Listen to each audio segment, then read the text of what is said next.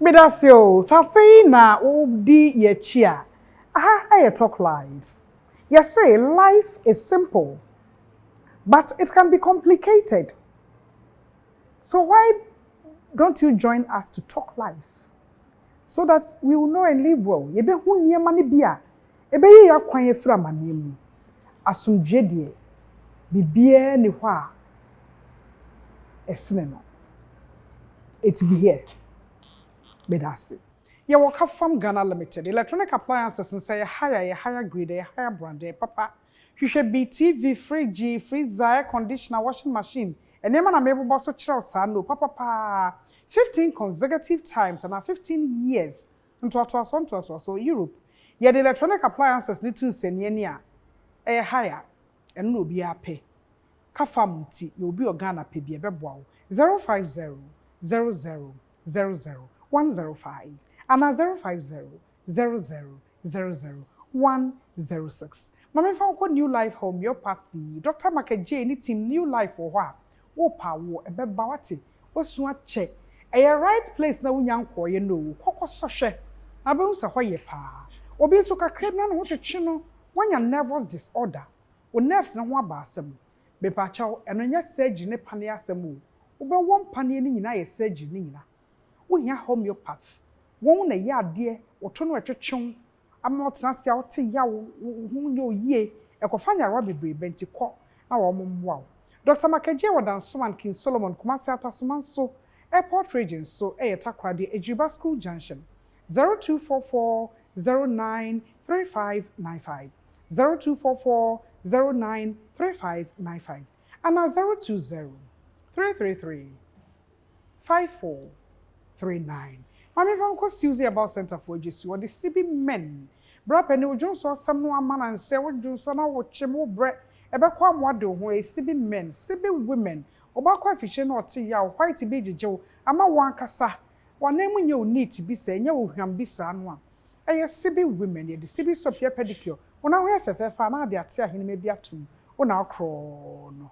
Suzy about center, omo na de sibi men, sibi women and sibi soap aba. Hwehwe won. Obebo. In the previous episode, ye share a cheating wife. Yes, say Bibi anko kan papa enye chrede. One share previous one libya, just a click away. Kosha no wie na braha. Mama Charity dia famu enema no a etwetwe emma efa wo mu kunu mu achi. Etoda susu han wani. Na okoye kura na attention na akodi obi ho. The body nka ho. Because the body nka ho a obi enwurawura baabi ehore de ye wonko awodia but adwene ne kɔ no wa anya careful a the mission in the previous episode ne say obetimi akɔ ama ho akyew mama enenso ye dase that's nana ya share causes ya share identification from a member no aside oba atwem pana woni kunachi a ehu ana ai because sebemani na at that time when ya emotional regulation na wantimi anhihye ne ho so a obetimi aypra men always most of the time they are physical men ma wo hwe no they behave more than getting emotional and man sasem hayen na bia ye de ensesi abodwe ni esuwa ni eni ayepemem ba be ma wo hwe no se ni bufu ana se o misbehavior obetimi apira oba no enti se wo yoba na wo do ya kwa kodi obi nchen se de wo kan na ebi oho ana adwene na ekọ manipadua na nkọye obi onso nipadua na kọ ba adwene nkọye obi onso nipadua na adwene nyina akọ enti se ko ba ne saa be ma no obetimi epra ewo mujahie no mu no especially wakoto so live wahu na actively obi ekura na ade mu the man can misbehave and this can have serious issues. Other aspects of effects no and they say there can be anger in the marriage wankasa wako wura saa tibia no mu ebi a wo mpew na asetena no mu atete ne branu ama wakwako wura mu ama wosan ni udo akwako mo obi no which is outside of the norm we free near ye ne kwan so wakọ another kwan mu you can be angry at yourself aden na me yesa me nyaaya nka mejai nye de me pani so asetena no mu atete na mama kogura saa tibia wo nti ebufuo betimi awo wu mu na wukunu no nso ebufuo betimi atena mu o suspect bibi wo bibi na so ntimi mfa ne sense so nti there can be anger and then you live in fear. What if the ifs nti ya chimia meden ana se me konyema meden ana me ko fire a meden ana se menim guasia meden you live in those ifs shoulds oughts and once you are in that state who was psychological state who was depression who was anxiety who was stress who was psychotism you can even be psychotic wona ma be wan se wa hyase kasa wan hu be wan se wa start wrong na chese adwen na you overwhelmed afenso no you can live in extreme sadness areho ebe talk raso especially ukwa sorry we ye kristoni na wonim se wo twempena na wakotena asori dem a so fu preachi na obo mpena twen achi wankasa how will you feel at the church anaye call Lord Supper ubetimi edibi won say wahuni mu bufo so you live in a state of sadness na sadness no wo di bebe fie ho wo di be ko nkola ne so wo di be ko emu akure wo fie ho pusikat ne nkraman kura no ubetimi ahyase abro wom na so na chese a displacement epono ne niema nyina no arehon na ahihye wo ma no ema who misbehaving I feel you can enter into a depressive state. Clinically depression. Let's just say, we brought bien bi mo I feel one way ya unipadua obesiesie. Ukunu no nso so ni nipadua obesiesie. Ene niema no ni nyina ebekọ atwe. I feel ubehu say you stay in a state of worriness. Wankasa wo yesa no, wo dwendwen de bia. Wadua ye she o calculate nipa ya na make say na nempena no ye baako nwotwe 8 omo ne omo deda ai ni omo wo ho no omo ye baako 8 and still counting until you can imagine say sa tibia we mu no you keep worrying ye free be ruminating odwenya cycles of thinking until you can't be productive. The brain becomes saturated with things that are not necessary. How can you be productive? Enti adwea edi sua de wunya bi. Adwea edi pesika wunya bi. Adwea edi koye ni mu abrabo mu wunya bi because the mind is clouded with so many unnecessary things. Clutter and cloudiness. So you can't see reality in life. I feel you have a negative view about yourself. Adenti na mefiri mikum. Na masan kwa kodi obema foforo nsem. Who am I? Do you know yourself? What o ho ase? Na wo ye hwan? Are you dual? Wo ye mienu? Wo ye miensa? Wo ne hwanum na mudi kasubo. And in so doing you realize say you are in a state of mental confusion. Edru baby when you need your wise mind to speak to issues, the brain is so clouded and then you have a negative self-view about yourself.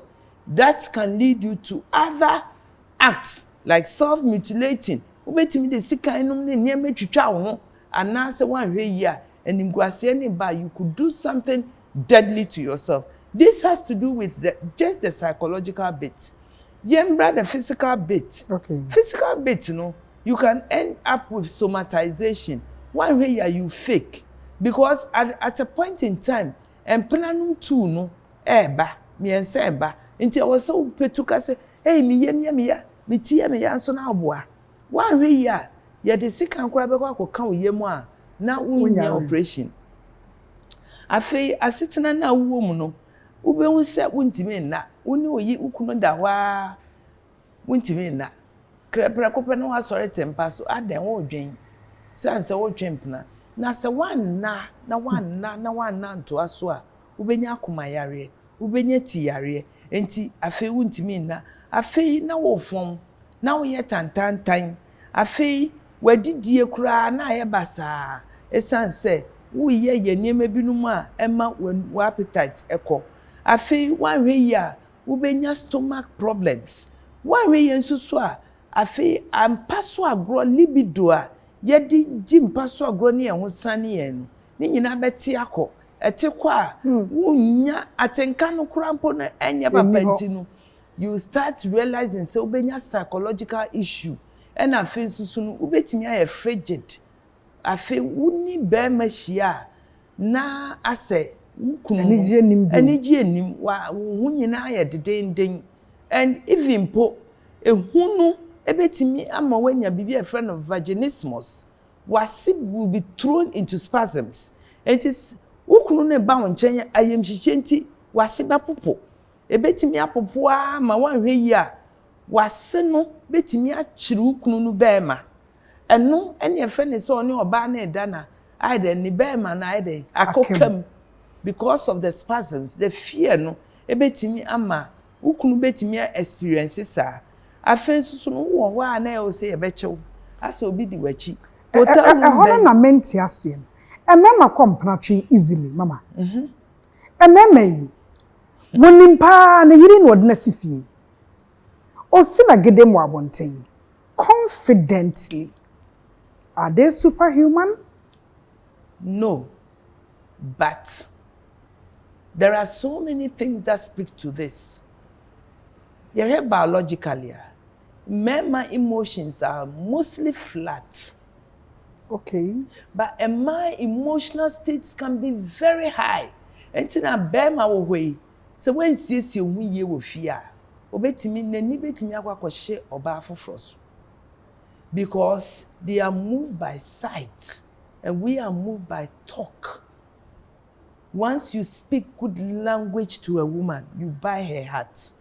Entina Adam who Eve saw but no see way me dompe mu dompeni. He uttered a language to the woman.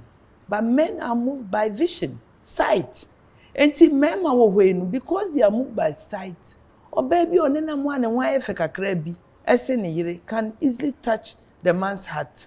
Enti one way here because they are moved by sight and the emotions are a bit flat. Obetimi de na kompam sisia. But oba you need to work on the woman. Enti obon se oba kro no be ma ne kro no na okro no na last minute why dey wenya no. Enti oba no it's not easy to get a woman into bed. A woman for her to cheat is very uncommon. It's very difficult. So baby jani do mama be ma foforo no. Just a dempa. Number 2, a man, for you to get a woman to push her into bed, dear, a yet day more bar. But men quite easy because and che na bema wakofom. And che na bema na tinka sorry.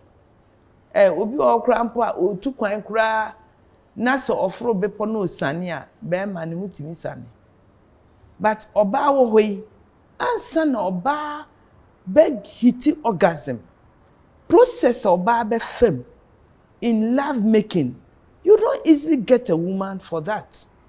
Afei men no so one thing is say they are the culture of men. Your culture wo wiase mu no men wo hoi no enche na why polygamist otimi ware ba ko mienu otimi ntwempna. It's like it's socially acceptable. But obade, yes, wakata ni ho asie. Obade is with difficulty. And it's a contrast wenum. And then a lot of the times the men have the money than the woman. And it sounds so scanty. Easy so be for baby no na kompem. But obane die, ne ho kire no. E na ama obi etimi I wianadwe nti sad differences we no emma no e difficult say oba beko na wakogya ne hu ama be ma foforo mama ye wie no obema opese preventing a yere from okotwempana edie no wonye efemu awba no yo ya da si bebre nana in fact ma bebre omotwempana no we will stick out our head and say the most cause is from the men. And yes, man, so one person will yere obi be wia na adwenya and ya adentina one no mon set goals for yourselves. Yentina se ne set goals, financial goals, meyere ye be ye adwumaden, saving culture. And then working within our budgets and getting ourselves satisfied with the little that we have and pushing on. Let's set goals. Yes, setting goals on recreation. Aware na ye ware no.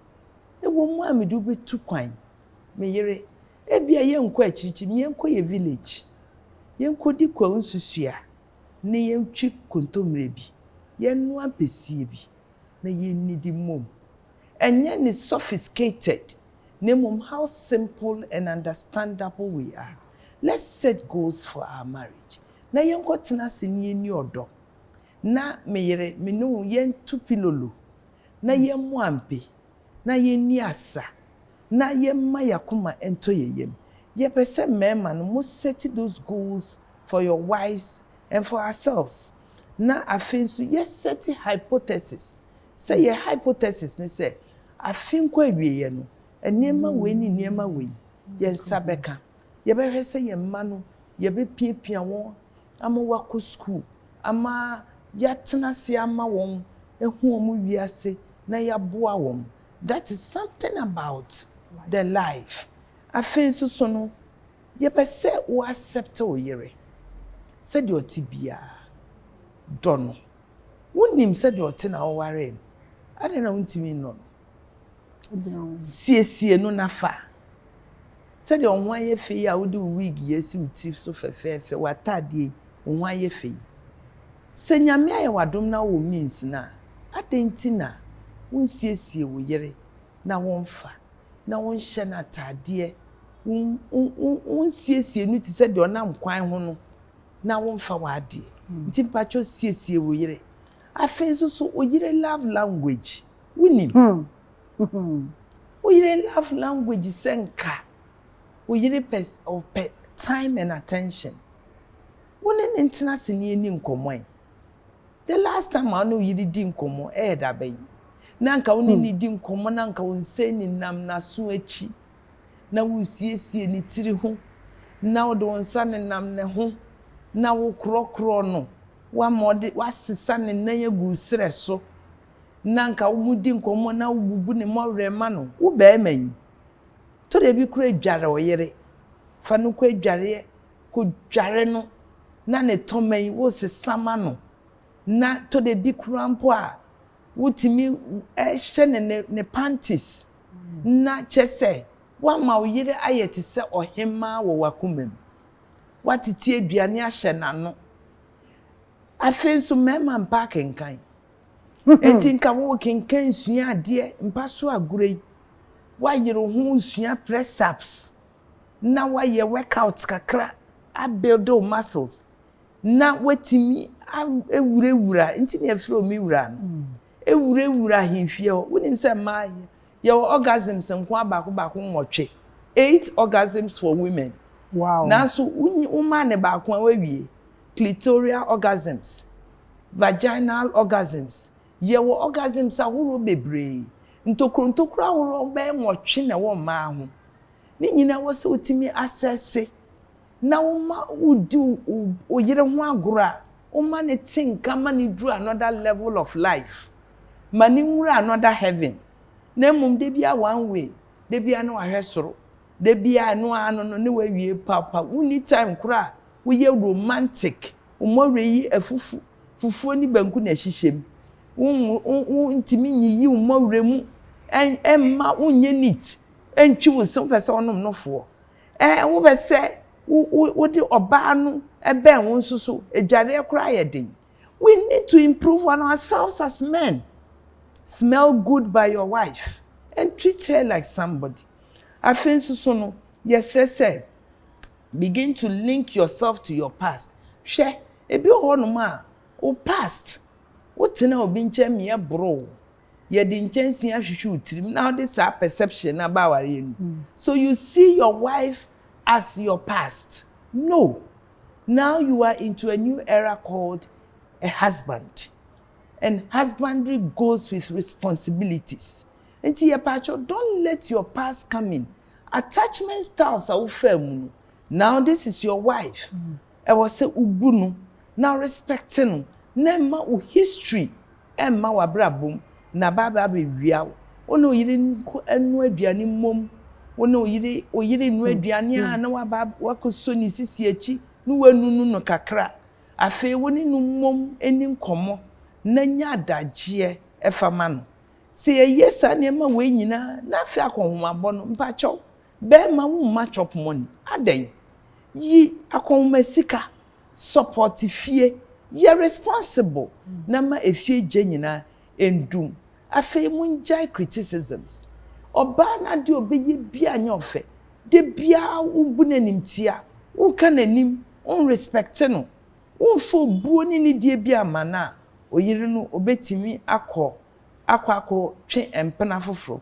Afensu yesre mema no pa se obuo ni die esefata. Bo modi ase wo de bema oyire na oyire hu se wo de you mean everything to her. Yesre emema ne se emra so se ye kantam wo yakoma mu se aware ya ye wari. I will be able to listen to my wife and listen to her well. I'll be slow with anger and I will set rules. I will set boundaries for my life. Send me there, me mama kono nko roba fufuru. Me yiri ye ni de bia no pa mehwe nani. I will enter into the library of my wife in my mind. Say the uncle library, I will share books ahoro no. Ma wo yiri enane sa library no wo wadwen. Na hwehwe ni mu. Nenya nkatide emano. Let's make sure say your warrior ebe healthy.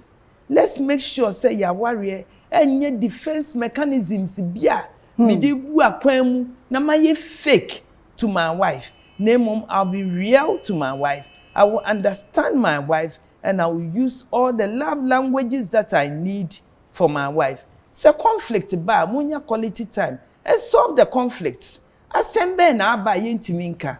Woma yenhia na yenka ho asem na enumre no yemfa ye bone a yaye ade bia meyira ye me no memfa nkoda basada na no meye hu adwuma so ira kwakọ chiti on you na watimi abeka kire wa opa wo chew fa chen enye enu nti na abeka kire ne se enu ntimi nware ubio fa chen no nemu. Let's see where the correction lies and correct things.